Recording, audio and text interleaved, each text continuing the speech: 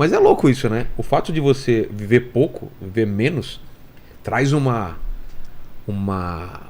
pressa do ser humano. Eu acho que a gente só evoluiu por causa disso. Porque se o ser humano vivesse 500 anos, a gente não tinha evoluído tão rápido. Porque tudo tipo, calma, cara, não precisa tão rápido. Aí, mas é tudo pra ontem, vamos lá. E tem essa pressa de deixar a sua marca, de você conseguir fazer a diferença e tal, não tem?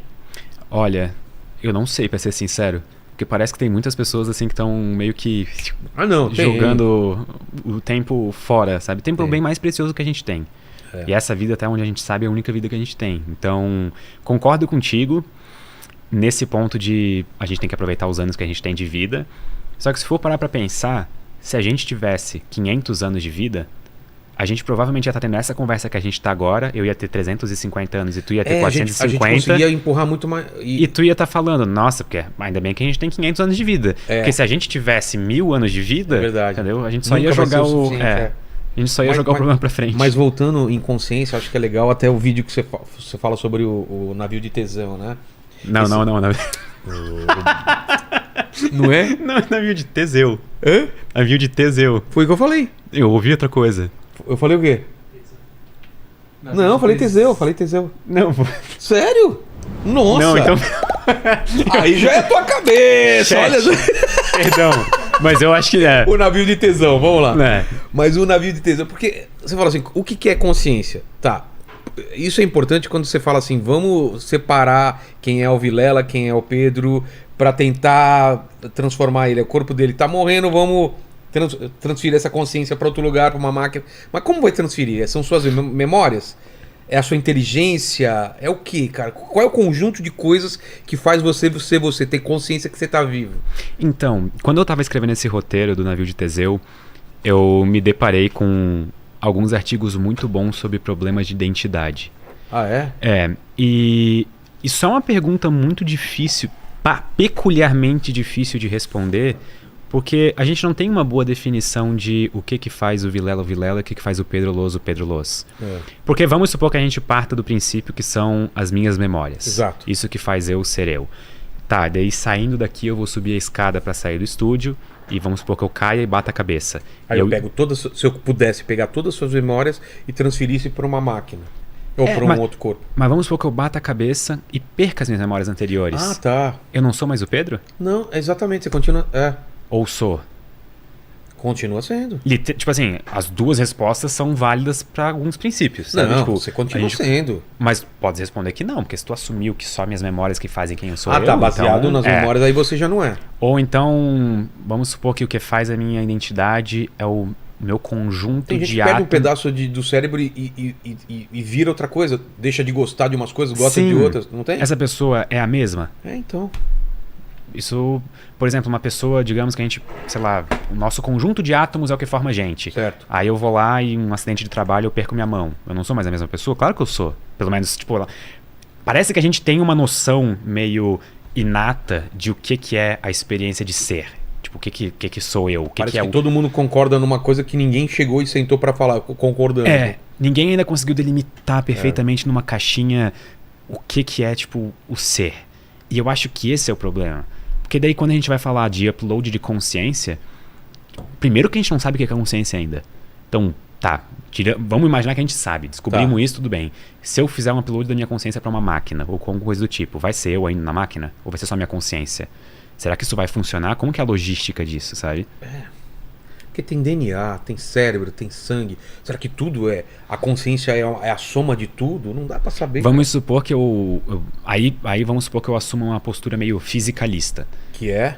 Que é basicamente o que gera a minha consciência é a posição dos átomos específicos no meu cérebro e como eles estão organizados.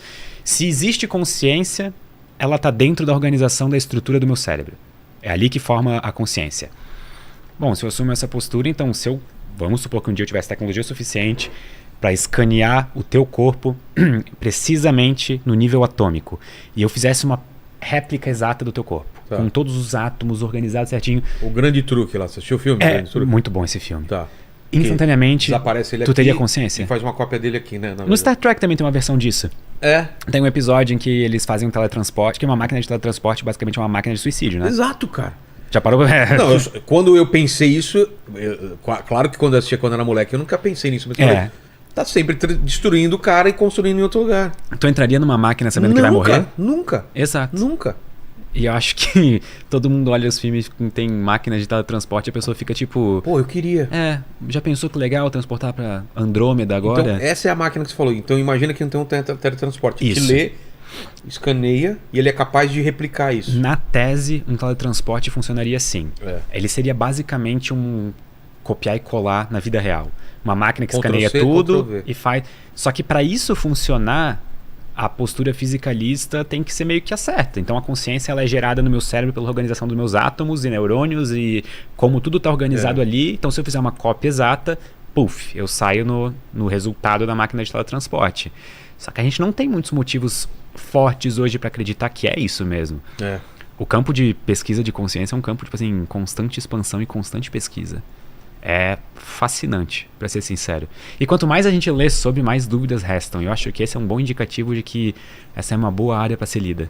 E aí vem aquela discussão do navio de Teseu, né? Tipo, você que foi destruído e agora tem outra cópia de você. Aquele é você? Ou era aquele que foi destruído? Só dá esse contexto do navio. O navio, a história, a mitologia, basicamente, Teseu tinha um barco, era de madeira. E ele deixava parado num cais. E de vez em quando dava uma tempestade e quebrava uma madeira. Ele pegava, tirava a madeira quebrada, botava uma nova. E ele guardava a madeira antiga, ele não jogou fora ela. Aí veio outra tempestade, quebrou 2 tábuas. Ele vai lá, troca as 2, guarda elas e coloca outras 2 novas no lugar. E ele vai fazendo isso sucessivamente até que efetivamente o barco dele é novo. Tudo tábua nova. Só que ele guardou todas as antigas. E ele organiza elas exatamente no padrão que o barco antigo era. Então, qual dos 2 barcos é o navio original do Teseu? Exato. Então, para responder... Os 2 são ou nenhum é? Para responder essa pergunta depende do que tu considera identidade. Depende do que tu não considera... Não tem uma resposta certa, então, para isso? No caso do navio? Até onde eu saiba, não. Então... Isso é tipo...